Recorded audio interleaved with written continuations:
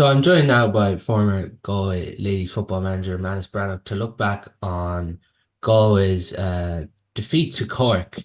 Uh, Manus, Galway coming up short against Cork at the weekend. It definitely felt like one they could have won at the weekend. Yeah, most definitely. They were leading for a lot of the game too. I suppose the big disappointment, you go down to Cork, you put in a good, decent performance, and you kind of come away with nothing. Cork now have the home advantage for a quarter final, so Galway only have a few days really to kind of regroup and get ready for the Laois game. But I'm sure there's a few things that probably the manager want to go forward, looking ahead, trying to improve on things, getting ready for, please God, bigger games ahead as well. They definitely did create the chances there. First half, but did ahead, played some really good football, and even that moment in the second half where Alva Davern rushes through, she's probably going for goal, but just skies it over the very end. That really felt like the chance to get them back into the game. Yeah, absolutely. I think with them kind of games, especially come championship, when you play the likes of Cork and stuff like that, you get your one or two big chances, and you really, really need to take them and go for the high risk, high reward opportunities. Like I know Alba went through there and she put it over the bar, but maybe the best option might have been a pass across the goal and a quick 1-2 and flick it into the net. Because Cork were dangerous all game as well. Like they were coming with a lot of runners for goal chances, kind of from start to finish. You know, they took one of their chances eventually in the second half, and that kind of just got them over the line. But I think when you get a chance against the likes of a Cork or Dublin or Kerry or anybody like that, you need to take them because they don't come that often either. Overall, what did you make of the performance? It was good. It was good. I suppose the thing that probably stood out the most for me was probably Galway had one championship game in terms of a kind of final against Mayo, and Cork had multiple Munster championship, and it looked like that the Munster championship really brought Cork on in terms of the way they want to play and their aggressive style and everything like that. I don't know if the Connacht championship really works in terms of just Galway versus Mayo, in terms of really kind of building towards the group stage of the TG Hare Championship, because just getting one game in Europe, and the Connacht final was one of the first finals on this year as well. There's a very big gap, and Galway can't go get challenge matches against teams because they're still involved in their own championships between Leinster and Munster and Ulster. So it's a difficult one. But it just looked like Cork just had them few more games under their belt and just looked that bit sharper than Galway. Yeah, obviously you've been involved. You were involved last year. Is that a tricky element? The concept of you're preparing for one match. It's a trophy. Obviously, you want to win that trophy, but like you're not getting a run of games there, as you mentioned that other provinces get. Yeah, well, the run of games will be very, very important for any kind of team trying to get ready for the championship properly. As important as the provincials are, as soon as they're over, everybody just wants to be gearing towards the All Ireland Championship and stuff like that. So, regardless if you win or lose at that, you're looking at yourself, well, we need to get a run of games into girls here, get more game time to girls that are coming out of the minor and all that. But yeah, I think so. I think there needs to be some sort of relook at the structure there, definitely in terms of the Connacht teams anyways. When you only have two senior teams there, it doesn't really work for those teams getting ready for the championship, whilst the Leinster, the Ulster and the Munster have a great run of games. They have group stage, they play their semi-finals and final as well, so they have 4 or 5 championship games played. For Galway or Mayo have 2 championship games played, you get me. Would you think that maybe there should be more of the Connacht teams entered into the Connacht Senior Championship, or would that be too big of a step up for the likes of Roscommon, Sligo, or Leitrim? It might be just a bit too much of a step up. That's probably where the big difference is. Like that Galway and Mayo are generally very, very strong at senior level compared to Roscommon, Sligo, Leitrim, and you don't want to see teams kind of playing in the senior championship either for the sake of it, because you wouldn't want them to get bad hammerings or anything like that either. It's a probably a delicate situation in terms of getting the balance right for that. But I don't know. I just think there needs to be a bit of a more thought process probably put into it. If you only have maybe 2 senior teams, maybe can you split the 2 teams between maybe Munster and Leinster or something like that, or Yeah. you know, just so that there is a run of games for a Galway or Mayo, because it's been so far, so long now since Galway or Mayo have competed any All Ireland final. A good few years for Galway, Mayo, but in terms of winning All Ireland, I think these are the kind of games that stand to you and really stand to a management getting their team ready for that championship come June, July, August. Who impressed you for Galway on Saturday? I have to say I was very impressed with Leanne Conan at 14. I think she's been super effective in there. She got 2 great scores, really effective. She got the turnover for the goal as well. She's playing extremely, extremely well. I think obviously Nicola Ward, as usual, standing up. She was very unlucky in the last few minutes there. Went through on goal, but it was a great block down by the Cork ladies there to stop her getting a goal. But I think the biggest addition for Galway this year would probably be Dervla Gower back in goals. I Mm. think obviously Dervla had been working up in Dublin the last few years, and she made a fantastic save in the second half. I don't know how she stops Laura Mahoney getting the goal, but it was a fantastic save, diving save. But in terms of her kickouts and composure and everything like that, like she's been a massive addition for Galway back there between the two sticks there. Yeah, they seem to be doing well on the kickouts, even when it was going against them the last day. Yeah, and I suppose that's the kind of composure that Dervla brings. She's playing with Kilmacud Crokes up in Dublin as well, and they're playing at a very high level up in Dublin. But she just brings that composure back there and calmness, and the players are comfortable around her there. They're happy to give her the ball. She's good at coming out as well. She's not afraid of somebody coming in on top of her and putting a bit of pressure on. Generally, she makes good decisions majority of the time, and that's extremely important. Was it a killer before half time when Galway led by 1-7 to 5 and Cork got 2 points to make it a 3 point game right before half time?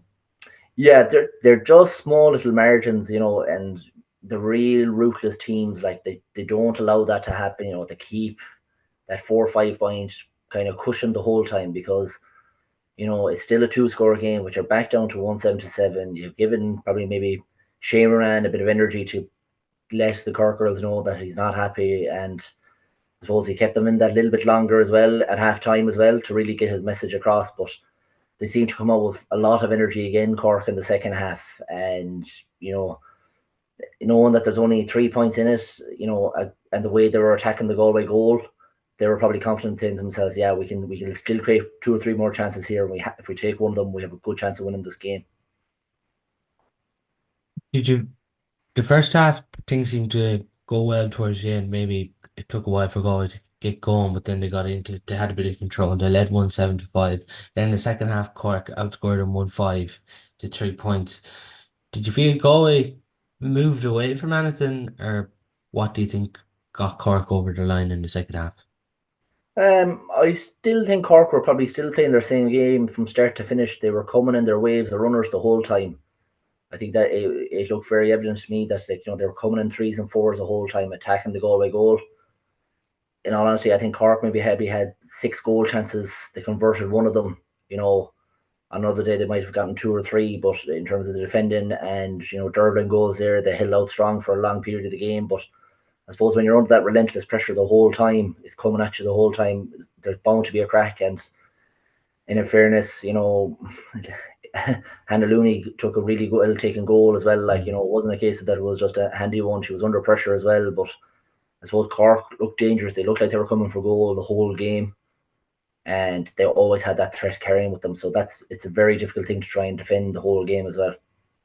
In saying that, they probably will be disappointed when you look back at the nature of how they conceded that goal. Yeah, absolutely. Like anything like that, it's always funny. It always seems to be a mistake or something like that, and it's you get punished straight away for a goal. But I have to say, Cork were impressive in terms of their goal threat. They weren't satisfied with just kind of going for the point first. They were always kind of hunting that goal, and they were really putting the Galway defence under pressure.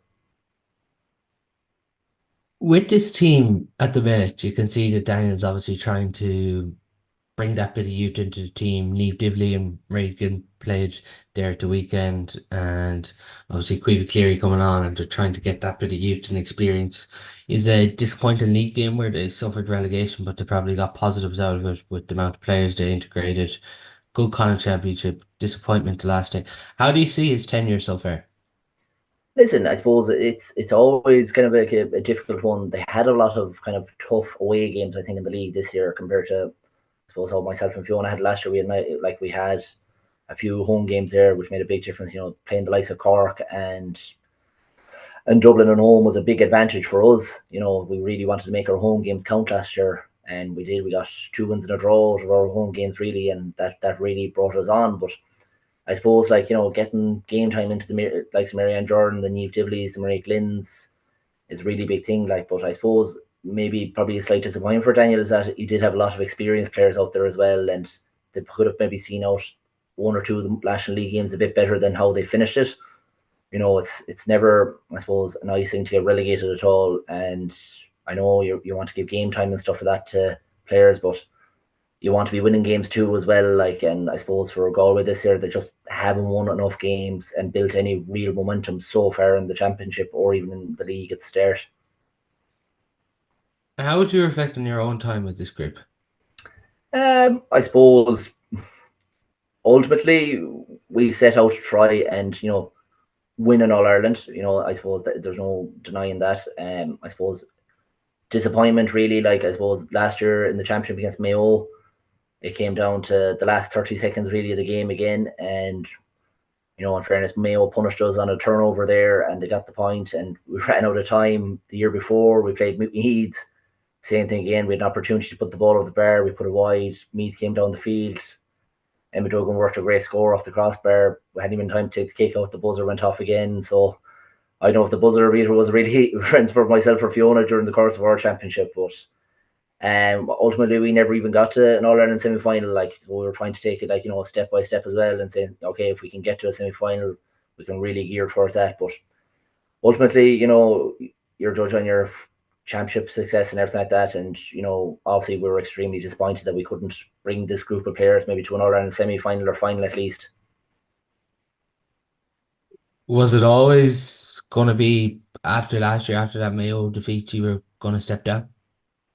Yeah, well, I suppose the players and stuff like that, you need to kind of give them almost a fresh voice and stuff like that. And Daniel had come off a very successful minor campaign as well, so after winning the All Ireland there's a great momentum. And I suppose, going forward that you're saying there's a good crop of young players coming through in Galway, and, they have a minor manager there that's ready to take them on and maybe bring them to the next level and everything like that.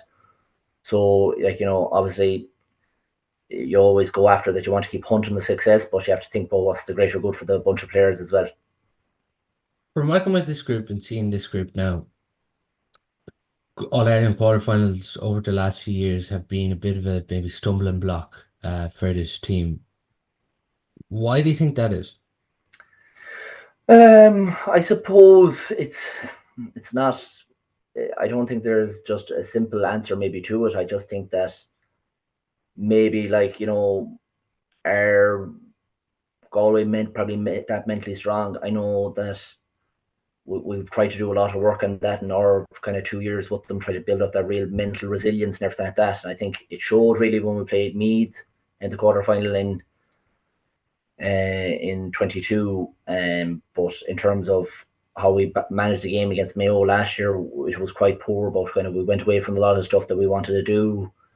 And when we played the likes of Cork, we had a very good game plan in terms of that and how to beat Cork and everything that day. And we wanted to carry a lot of that stuff into the championship against Mayo. And I suppose when you only score 1-6 in a championship game, you're putting yourself under serious pressure to try and win it as well. But I suppose the history with Galway is that they've only ever won one senior championship All Ireland, and the history probably isn't there. Maybe we are underachieving at senior level. There's no doubt about it. But in terms of the other counties, we don't have the same history as them, so they can draw on experiences like that as well. The likes of the Corks, even the Kerrys, the Dublets, and everything like that, they draw on that experience. Where I suppose that Galway don't have that experience consistently getting to semi-finals possibly.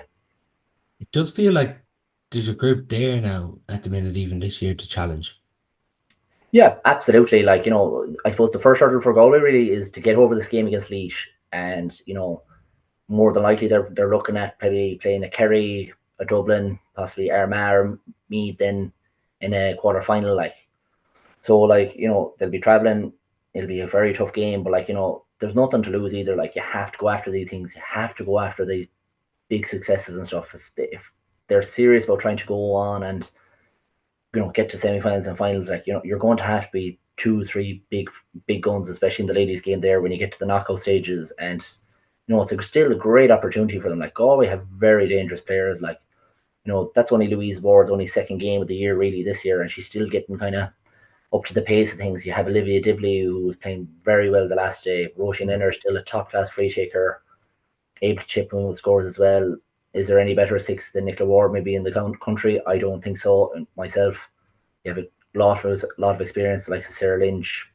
Kate Carty used to be one of the best kind of backs around the country as well, in terms of she can man mark, she can play wing back, she can do the whole lot as well. Like, so they have an awful lot of good players to call upon as well. They're not just relying on one or two, but I think the majority of the team, you need your 13, 14 players really performing against them teams to really go after it and get a result. Just hearing you mention Nicola Ward, one of the best sixes, it's no surprise there, but from working up close and personal with her, what makes her one of the best sixes for you? She's just super aggressive, ultimate tackler. We moved her into midfield last year because she's such an attacking threat as well. Like, she can break lines, she can hunt a goal, get a score. She can do the whole lot. She tracks, she defends, she communicates. She's a leader out there. She's not happy.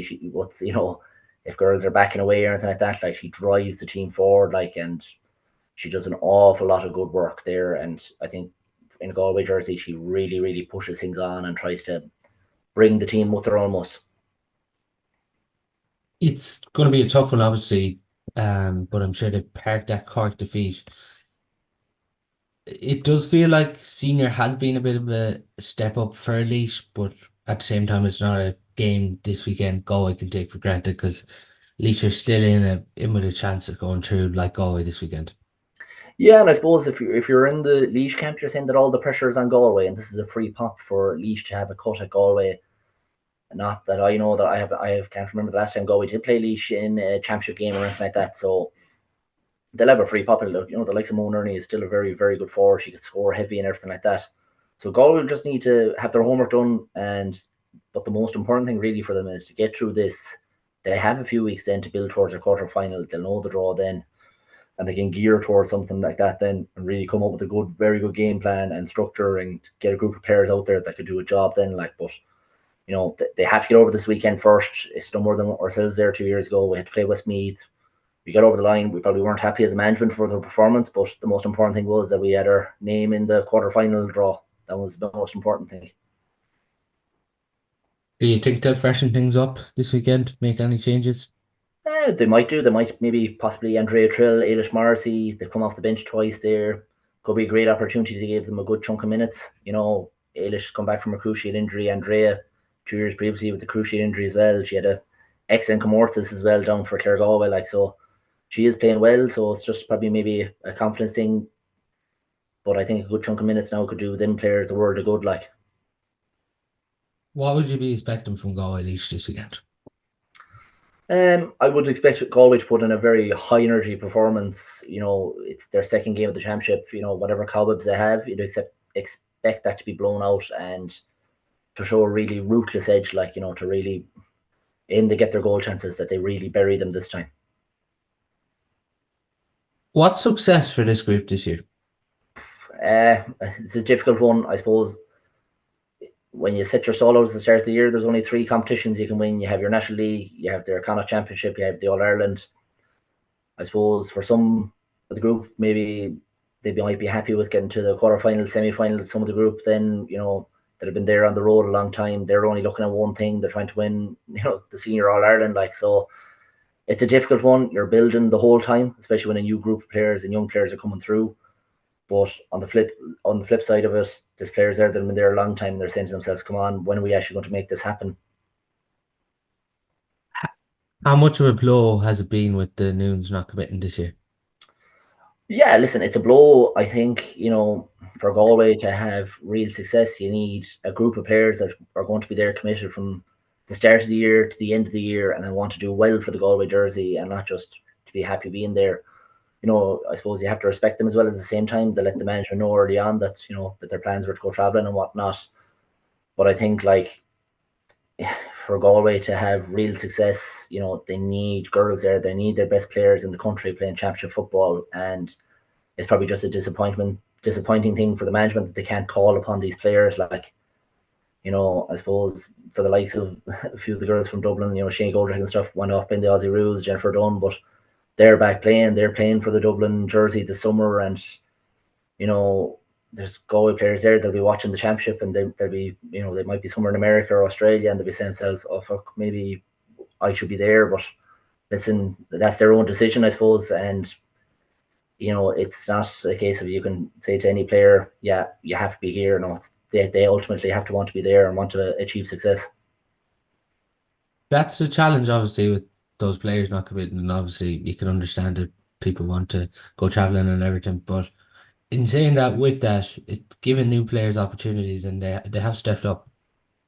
Oh, they have. Like Marianne Jordan's been a fantastic find. You know, the start of the last day is going to bring Eve Divley on an awful lot as well. You know, Marie Glynn has really stepped up in the Galway jersey there. You know, she's been on the panel the last year and a half as well. Like, and physically, like, she's been very imposing midfield for Galway. Like, she's really stood up. You know, there's a lot of other girls that are getting good game time as well. You know, Quiva Cleary even coming on the last day. You know, there's other girls getting minister in the championship. I suppose the likes of Shauna Hines coming back into the Galway team this year has been a big boost to them. Even Emma Rainey coming back into the Galway team has been a boost as well. Like, you know, they're players with experience as well, and that can only bode well for Galway that, you know, those players are back.